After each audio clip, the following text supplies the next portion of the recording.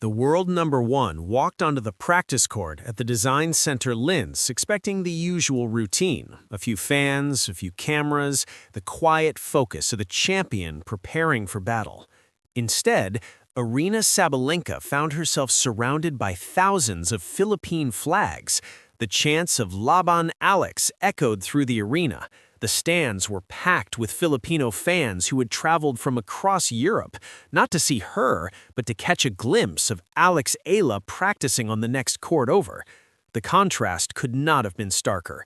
Eala, ranked number 46 in the world, who has never won a Grand Slam, was drawing crowds that the world number one could only dream of. And when Sabalenka looked at her own practice session, sparse crowds, polite applause, the quiet hum of a tournament that had been overrun by the Eala effect, something snapped. The four-time Grand Slam champion, who has spent years building her brand, winning titles, and climbing to the top of the rankings, had finally had enough. The moment Aryna Sabalenka stepped onto the practice court at the Design Center Linz, she knew something was different. The world number one, the four-time Grand Slam champion, the woman who had just completed the Sunshine Double by winning both Indian Wells and Miami, is used to being the center of attention. Wherever she goes, cameras follow. Fans clamor for autographs. The buzz of her presence fills the stadium. But in Linz, Austria, the buzz was not for her. Philippine flags dotted the stands. Chants of Laban Alex echoed through the arena. Thousands of Filipino fans who had traveled from Vienna, from Munich, from across Europe, packed the Design Center Linz. They were not there for Sabalenka. They were there for Alex Eala, the 20-year-old Filipina ranked number 46 in the world, who has never won a Grand Slam, who just dropped from a career-high number 29 after failing to defend her Miami Open points. Sabalenka's practice session was sparsely attended. A few dozen fans watched politely, applauding her powerful ground strokes with measured enthusiasm. On the next court over, Eala's practice session was a spectacle. Fans pressed against the barriers, phones raised, voices raised in song. The contrast was impossible to ignore. For Sabalenka, who has spent years building her brand, winning titles, and climbing to the top of the rankings, the moment was a gut punch. She had earned her place. She had fought for every ranking point, every Grand Slam title, every moment of glory. And yet, a player who had never made a Grand Slam semifinal was drawing crowds that she could only dream of. The Eala effect, the phenomenon of packed stadiums, crashing ticket systems, and unprecedented fan devotion, has been documented for months. At the Australian Open, Eala's pre-tournament press conference drew 196,000 views, more than 6 times the views of Carlos Alcaraz, and nearly 20 times the views of Sabalenka herself. In Dubai, ticket sales jumped 48% year-on-year, a spike directly attributable to Eala's presence. At the Miami Open, Eala's jersey sales accounted for 57% of all merchandise sold, more than every other player in the field combined. But seeing it in person on a practice court in Austria was different. This was not a final. This was not a marquee match. This was a routine training session, and the fans had turned it into a celebration. When a reporter asked Sabalenka about the phenomenon after her practice, her response was uncharacteristically sharp.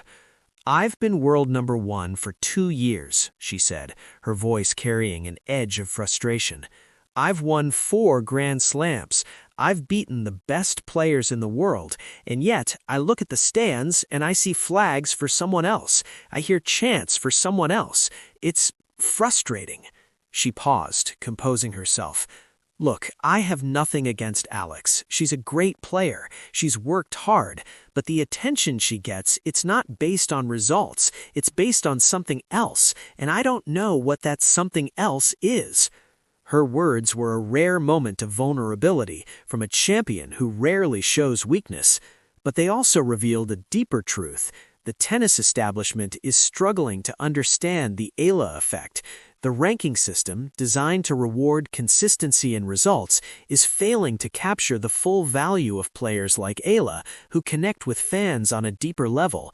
And for players like Sabalenka, who have done everything the system asks of them, the disparity is maddening. The photograph that would ignite a firestorm was taken by a tournament photographer who happened to be positioned at the perfect angle. The image captured two practice courts, side by side. On one side, Alex Eala was surrounded by thousands of Filipino fans, their flags waving, their phones raised, their faces alight with adoration. On the other side, Aryna Sabalenka stood alone, her powerful strokes echoing in near silence, a handful of spectators politely applauding from a distance. The contrast could not have been starker, and when the image went viral, it exposed the uncomfortable truth that the tennis establishment had been trying to ignore. The world number one, the four-time Grand Slam champion, the most dominant player in women's tennis, could not fill a practice court. Alex Eala, ranked number 46, who has never won a Grand Slam, could. Within hours, the photograph had been shared millions of times across social media platforms. Filipino fans celebrated it as proof of their hero's global appeal. Tennis analysts debated its implications for the sport, and Sabalenka's supporters expressed sympathy for a champion who had done everything right but was still being overlooked. "She's won 4 Grand Slams," one fan wrote. "She's been world number 1 for 2 years. What more does she have to do?" Another fan pointed to the cultural significance of the image. "This isn't about tennis, it's about representation. Filipinos have been waiting generations for a star like Alex. Of course they're going to show up." Sabalenka's post-practice comments added fuel to the fire. In an interview that was released shortly after the photograph went viral, the Belarusian star did not hold back. "I've been world number 1 for 2 years. I've won 4 Grand Slams. I've beaten the best players in the world. And yet, I look at the stands and I see flags for someone else. I hear chants for someone else.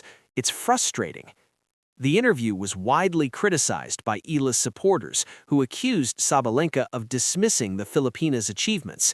"She's beaten Grand Slam champions. She's reached the semifinals of a WTA 1000 event. She's climbed from number 140 to number 29 in a year. Those are results." Others noted that Sabalenka's frustration was understandable. "She's not wrong," one tennis analyst said. "Eala's popularity far exceeds her results, but that's not Eala's fault. That's the power of the Filipino diaspora, and Sabalenka needs to accept that." To understand why a player ranked number 46 commands a nation, you have to understand the Filipino diaspora. The Philippines has over 115 million people. The diaspora adds millions more: nurses in Dubai, engineers in California, caregivers in Canada. For decades, this massive global community had no tennis player to call their own. They watched as other nations celebrated their champions. They cheered for players who didn't look like them, who didn't share their history, who didn't understand their struggles. Then came Alex Eala. She left the Philippines at 12 years old to train at the Rafa Nadal Academy in Mallorca. She sacrificed her childhood, her comfort, her proximity to family, all for the chance to chase a dream. She climbed from number 140 to number 29 in a single year. She defeated 3 Grand Slam champions in one tournament. She became the first Filipina to crack the top 50, then the top 40, then the top 30. And along the way, she never forgot where she came from. She wore the sampaguita in her hair at Wimbledon. She spoke Tagalog in her post-match interviews. She thanked her fans in the Philippines, in Dubai, in Los Angeles, in London, wherever they gathered to support her. When players come from countries like the Philippines, the stadium feels like a Davis Cup venue, one veteran referee observed. People are cheering for their country, not just for one player. That is the essence of the Eala effect. It is not about ranking points or Grand Slam titles. It is about connection. It is about a diaspora finding its voice through sports. It is about millions of people finally seeing themselves reflected on the world's biggest stages. Sabalenka, for all her achievements, cannot replicate that. She is a champion, but she is not a movement. She has fans, but she does not have a nation. And that, more than anything, is why she cannot fill her own court. Aryna Sabalenka's frustration is understandable. She has done everything the sport has asked of her. She has won Grand Slams, climbed to #1, dominated the tour for 2 years. She has built a brand, cultivated a social media following, and engaged with fans in a way that few top players do. But it has not been enough.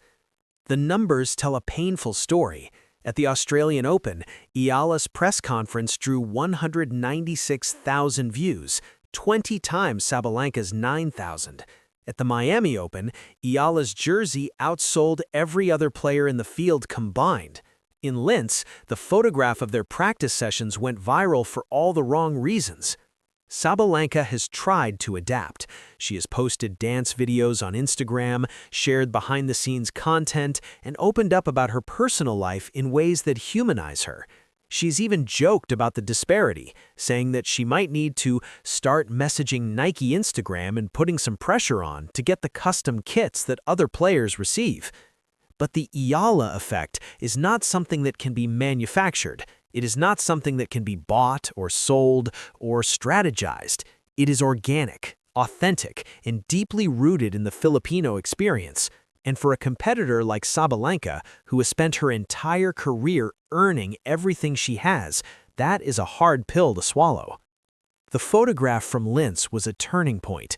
It forced Sabalenka to confront a reality that she had been trying to ignore. No matter how many titles she wins, no matter how long she stays at #1, she may never command the devotion that Eala does. And that, more than anything, is what made her lose it. The tension between Aryna Sabalenka and Alex Eala is not a rivalry in the traditional sense.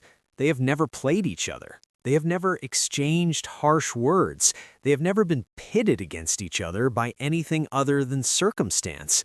But the photograph from Linz has changed that.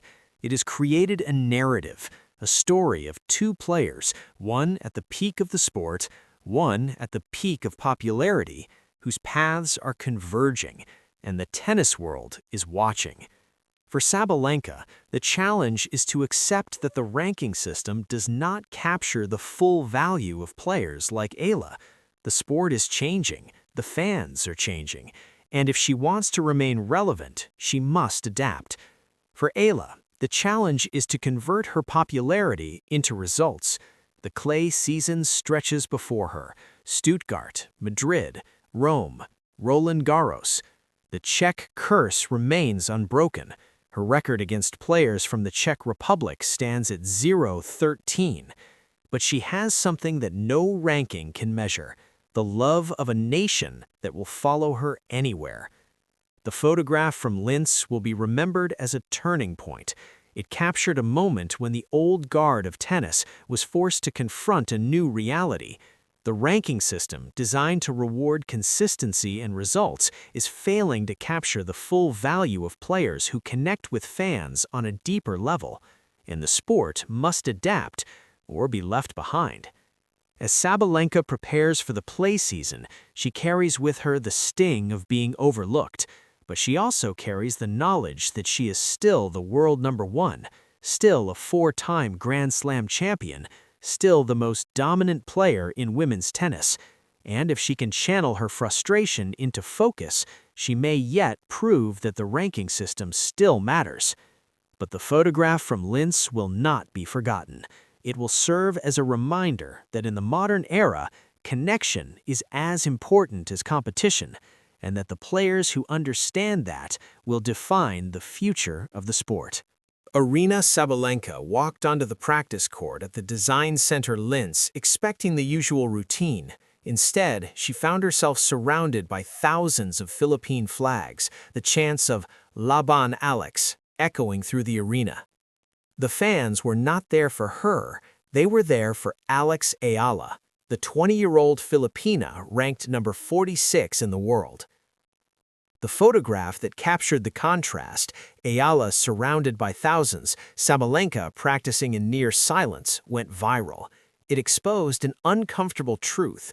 The world number one, the four-time Grand Slam champion, the most dominant player in women's tennis, could not fill her own court. Sabalenka's frustration boiled over in a post-practice interview. "I've been world number one for 2 years," she said. "I've won 4 Grand Slams, and yet I look at the stands and I see flags for someone else. It's frustrating." The Eala effect is real. It is powerful, and it is forcing the tennis establishment to confront uncomfortable truths about the future of the sport. The ranking system, designed to reward consistency and results, is failing to capture the full value of players who connect with fans on a deeper level. As the clay season continues, Stuttgart, Madrid, Rome, Roland Garros, the tension between Sabalenka and Eala will only grow. One is a champion, the other is a movement, and the tennis world is watching to see which one will define the future. What do you think about Sabalenka's reaction to the Eala effect? Drop your thoughts in the comments below. Subscribe now for daily WTA news, match breakdowns, and stories that go beyond the scoreline. Because every day is match day.